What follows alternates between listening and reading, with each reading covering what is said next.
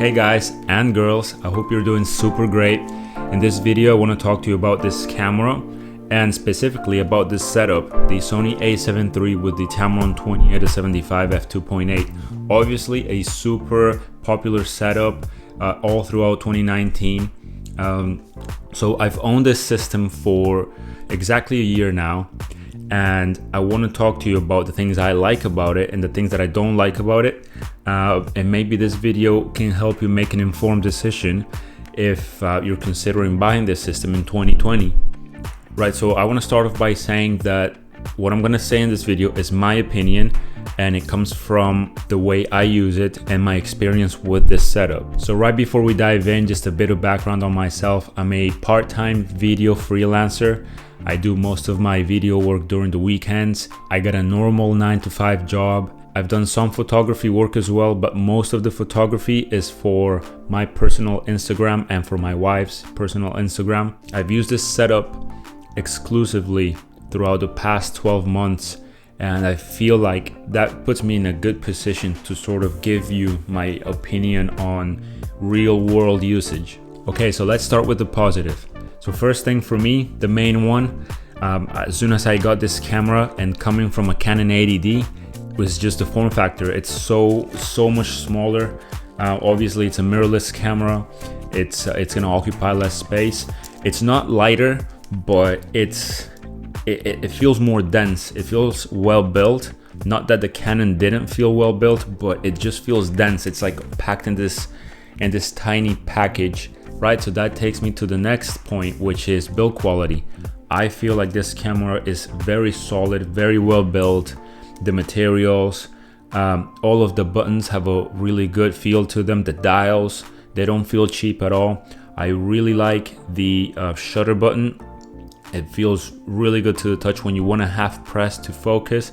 It's really good. I really enjoy using this camera for pictures. And my next point is the dual card slot.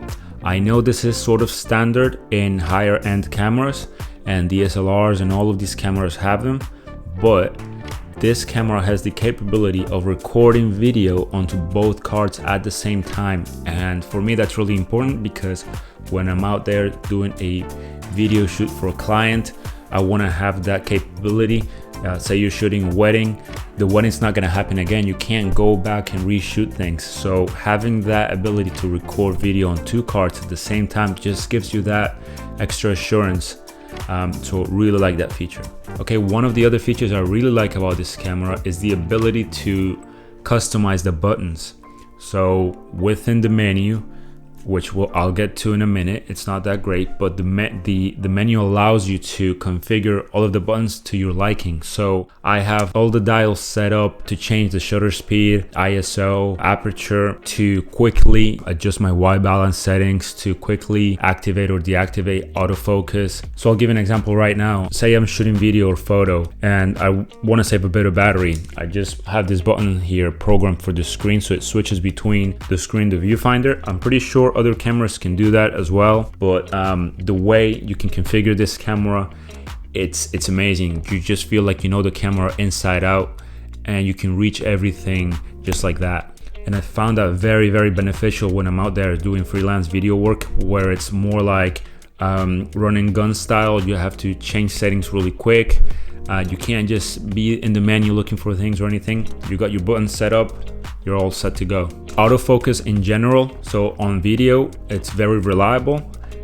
Really enjoy that feature. Obviously the Canon cameras also have very reliable autofocus, and that's expected for a camera of this price. But the eye autofocus feature, I feel like when I was using the Canon 80D, I missed a lot of my portrait shots. It either focused somewhere like in the nose or in the ears or something like that, but now with this camera, it's locked into the eye and I rarely miss a shot, so really enjoy that feature. Something I really like about this setup, especially with this lens, is the range. You got 28mm all the way up to 75. It pretty much has you covered for most situations. So this lens pretty much lives on this camera. I shoot all my video in hybrid log gamma Rec 709, and like I said, the video quality that comes out of this setup is amazing. Another thing I love about this camera is the battery life. I rarely ever use more than 2 batteries in a day. So when I'm out there doing freelance video work, I've got 3 batteries for this camera and never have I had to use them all in a single day.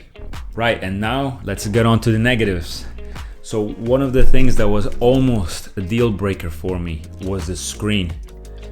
So the screen, it is articulated, as all of you know, but it's not a flip up or a flip out screen or anything. So coming from the Canon 80D, I used to be able to flip the screen out. If I wanted to record videos like this, it would be super easy.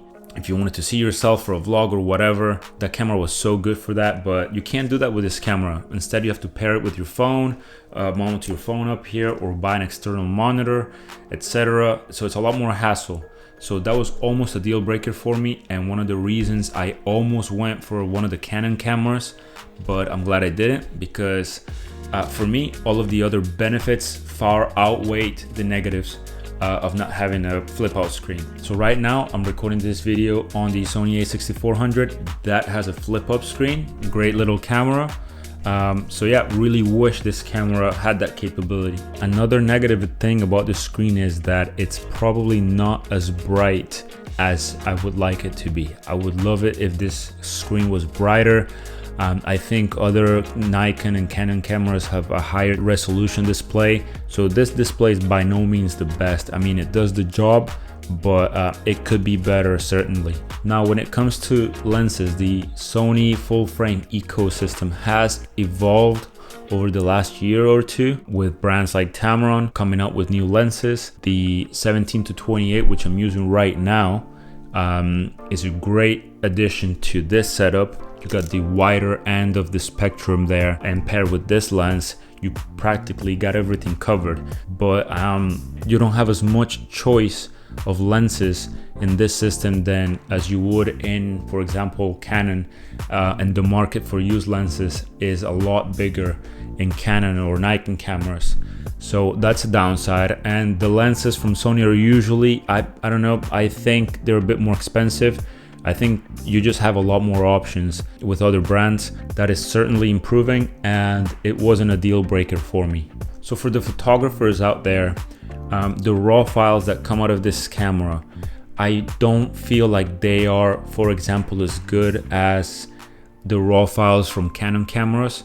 So I don't know if I'm doing something wrong here or what, but I've researched this, and there's a great video from Gerald Undone in YouTube where he dives in deeply and explains that the color profiles don't affect the raw files. Don't get me wrong, the raw files look great. You can edit them in Lightroom and make them look really good, but the raw files from Canon, straight out of camera, they just look, to me, they just look so much better. So it's that it takes just a bit more work in Lightroom to make them look better.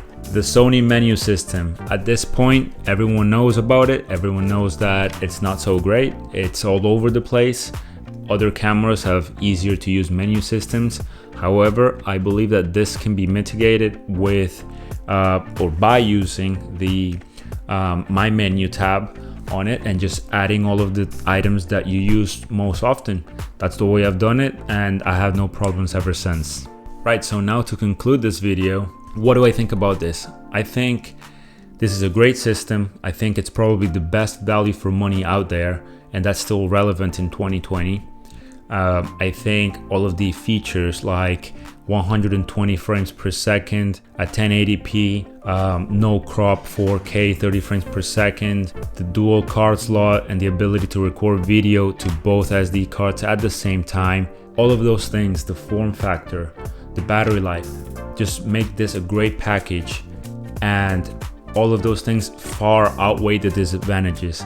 So I'm really happy with my purchase.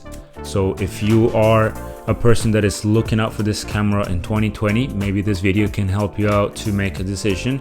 If this video did help you out, there are some links in the description. They are affiliate links.